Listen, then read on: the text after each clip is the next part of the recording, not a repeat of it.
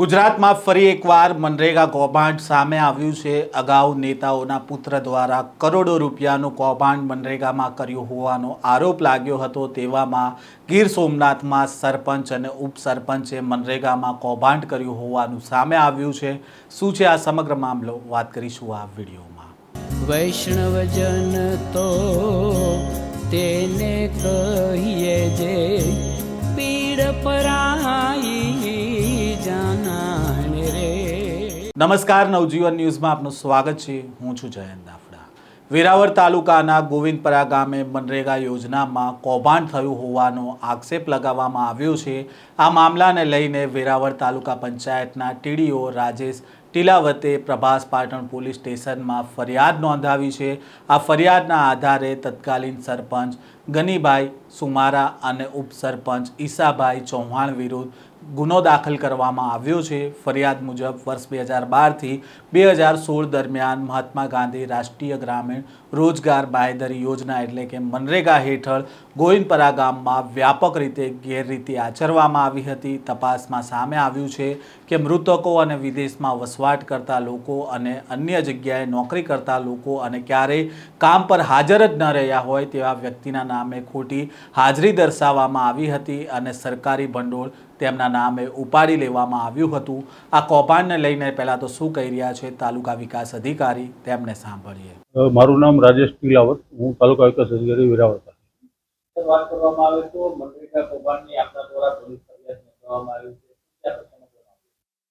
છે। મનરેગામાં એવી બાબત બની છે કે 2012 અને 2016માં વેરાવળ તાલુકાના ગોવિંદપરા ગામે તત્કાલીન સરપંચ અને ઉપસરપંચ દ્વારા જોબ કાર્ડ ધારક હોય એની ખોટી ઓળખ આપેલી છે।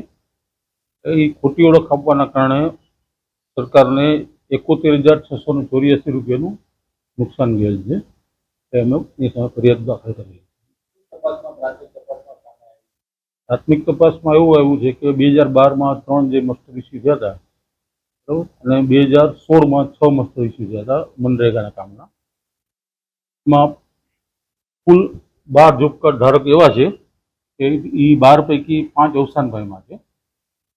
એક જોબ કાર્ડ ધારક પાકિસ્તાનમાં વસવાટ કરે છે, એક છે અહીંયા ઇન્ડિયન રેવન્યુ જે વેરાવળમાં ફેક્ટરી આવે છે એમાં નોકરી કરે છે, એક ગોવિંદપરા ગામમાં રહેતા નથી।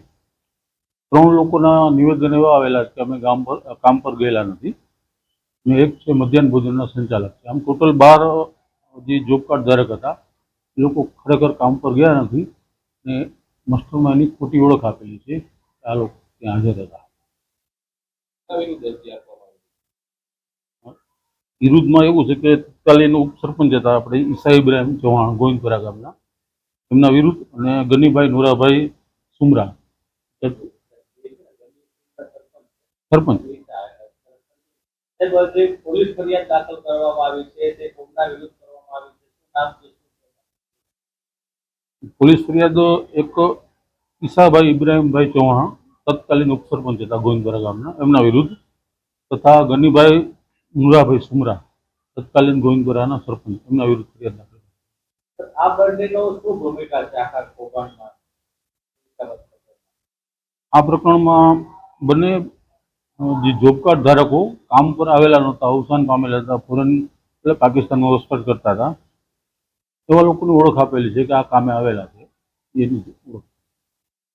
આ બનાવ છે 2016 નો છે, 10 વર્ષ પછી ફરિયાદ 2012 અને 16 બે વખત।